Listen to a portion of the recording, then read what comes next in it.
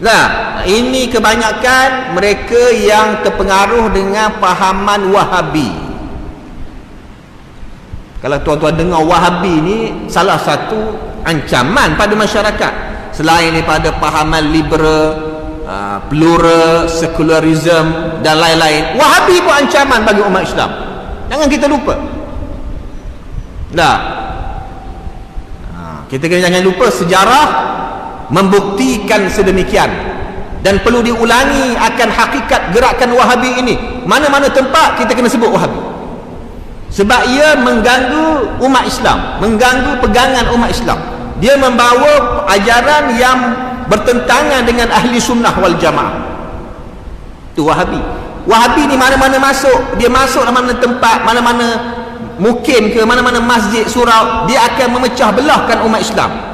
Sama macam pahaman liberal, plural, secularism dan lain-lain lagi, sama. Cuma yang Wahabi ni dia berselindar dengan nama ulama ahli sufi, ahli sunnah. Bukan ahli sufi, berselindar dengan nama ahli sunnah wal jamaah. Jadi Wahabi ni sangat berbahaya bagi, ia ibarat ancaman bagi umat Islam, kerana sejarah pengasas Wahabi ini bersejarahkan dengan sejarah yang hitam. Orang yang mengasas gerakan Wahabi ini berpahaman dengan pahaman melampau. Nama dia Syekh Muhammad bin Abdul Wahab. Walaupun dia dibesarkan di semenanjung tanah Arab, ayah dia orang alim. Pengasas dia Muhammad Abdul Wahab, ayah dia orang alim. Tapi dia ni bawa masalah. Sejarah kena baca tuan-tuan, bagaimana kelompok ini merosakkan umat Islam.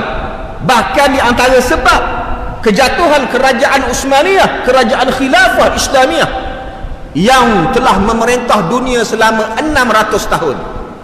Kalau kita mengaji hukum fiqh, mana boleh kita lawan kerajaan Islam? Khilafah ni dia bukan kerajaan saja, khilafah. Kerajaan itu kecil lagi, dia khilafah besar lagi. Dunia diperintah oleh kerajaan Islam bawah pimpinan Uthmaniyah hampir 600 tahun. Mereka berpegang dengan akidah sama macam kita. Mereka bertawassul, mereka berpegang dengan mazhab dalam fiqh. Mereka pergi ziarah ke makam Nabi, bertawassul.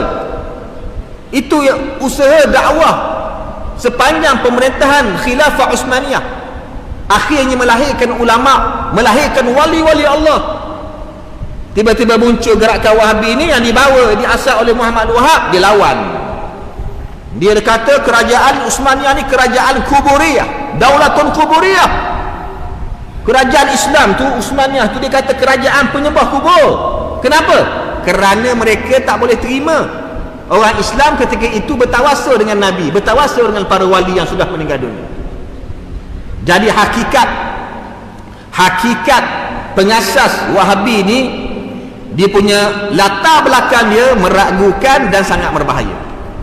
Baik, malam ni Ustaz bawa satu buku yang ditulis oleh ulama. Ya. Nampak ni buku ni. Kita baca sedikit sejarah. Ada masa 10 minit lagi.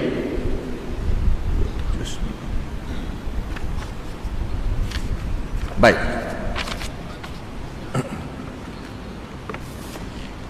Saya ni bila bercakap pasal Wahabi, kita kena bawa buku sejarah pasal Wahabi, gerakan Wahabi. Dia tak boleh cakap macam tu je, takut ada orang dia tak yakin.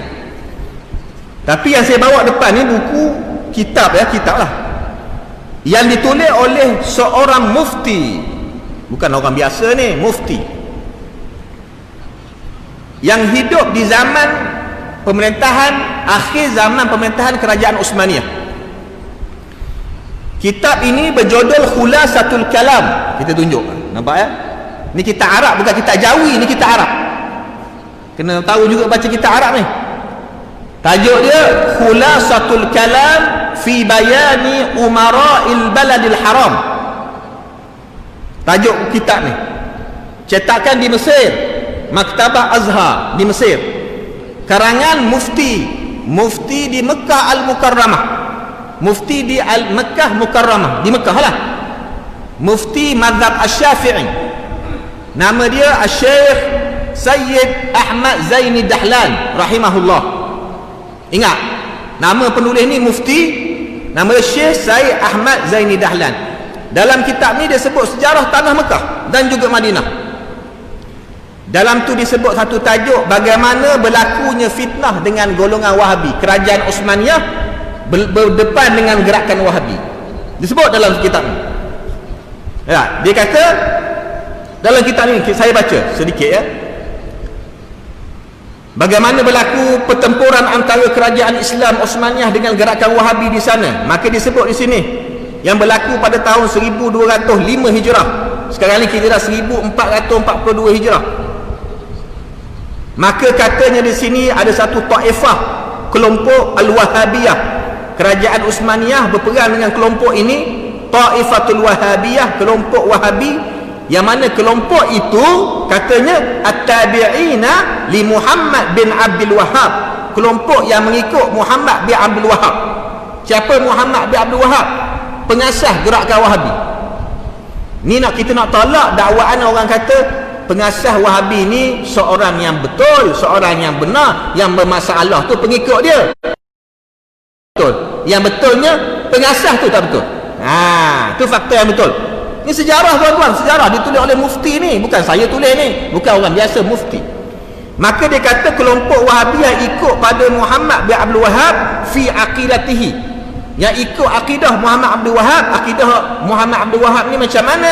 Allati kaffara bihal muslimin, akidah mengkafirkan orang Islam. Akidah pengasas Wahabi mengkafirkan orang Islam, takfiri. Memang betul lah, sampai sekarang puak-puak tu duk kafirkan kita. Kita buat amalan, kita maulid ke berselawat, kafir semua. Akidah pun Allah duk atas langit, duk atas aras. Kalau kita kata Allah maujud bila makan, dia kata itu akidah kufur, akidah Jahmiyah. Yang betul Allah duk atas langit. Itu masalah tuan-tuan. Jadi disebut dalam ni, dikata kumpulan Wahabi yang mengikut Muhammad Abdul Wahhab pada akidah dia mengkafirkan umat Islam. Tak. Jadi maka katanya di sini, sebelum nak sebut peperangan kerajaan Utsmaniyah dengan Wahabi, kena sebut keadaan dia macam mana. Katanya di sini, fa inna fitnatahum min a'zamil fitan allati zaharat fil Islam. Fitnah kemunculan Wahabi adalah di antara fitnah yang sangat keji, yang sangat dahsyat dalam sejarah Islam. Memang betul lah tuan-tuan. Tuan-tuan tengok fahaman Wahabi. Mana-mana orang yang belajar daripada pusat lepasan Wahabi, dia akan memecah belahkan umat Islam. Ini yang kita tak nak berlaku. Ini ancaman bagi umat Islam. Dah mengenal musuh-musuh. Ini cara nak kenal musuh. Saya nak panjang lagi, nak baca panjang lagi ni, masa pun dah nak habis, tak sempat. Tapi kita ringkaskan, dalam kitab ini disebut juga ketika itu katanya sebahagian pengikut Wahabi yang melampau pun ada dalam sejarah disebut dalam ini, dia tak boleh terima bertawasul dengan Nabi selepas kewafatan Nabi. Sampai tahap dia ada sebahagian pada pengikut Wahabi ni, dia kata apa? Asaya hadhihi khairun min Muhammadin li'annaha yantafi'u biha fi qatlil hayyati wa nahwiha wa Muhammadun qad mata wa lam yabqa fihi nafa' asdan. Subhanallah. Apa maksud dia? Dia tak terima, dia tak boleh terima tawasul Nabi selepas kewafatan Nabi. Dia kata apa?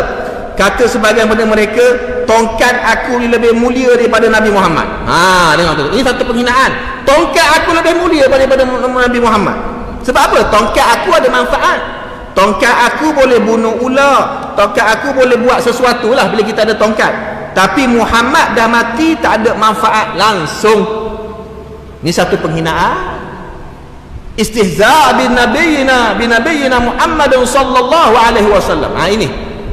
Ini hakikat keadaan Wahabi. Ini berlaku pada sebahagian pengikut Wahabi. Begitu juga yang kita sebut tadi, hakikat pengasas Wahabi pun, yang ulama ni kata akidahnya mengkafirkan umat Islam. Kenapa dia mengkafirkan umat Islam? Bagi dia, siapa yang tak ikut manhaj Wahabi, kafir. Tu maksud dia. Dan berlaku pertumpahan darah. Sampai tahap orang berselawat selepas azan pun dia tak boleh terima Muhammad Abdul Wahhab. Dalam kitab ni disebut macam mana dia mengupah orang membunuh orang Islam yang berselawat selepas azan. Dia upah orang lain bunuh orang Islam yang berselawat selepas azan. Sebab tu ada sebagai pengkaji sejarah dan ulama kata pengasas Wahabi ni sebenarnya seorang pelampau, seorang penjenayah, seorang pembunuh. Kenapa sekarang ini didewa-dewakan oleh pihak-pihak tertentu? Tidak lain tidak bukan itulah senjata musuh-musuh Islam ingin memecahkan umat Islam dengan adanya Wahabi. Jadi kita nak selesaikan macam mana? Bongkar hakikat mereka melalui fakta. Bukan omong-omong kosong, bukan kata-kata kosong, dengan fakta, sejarah. Ini baru satu kitab. Banyak lagi kitab-kitab yang lain yang mendedahkan hakikat mereka.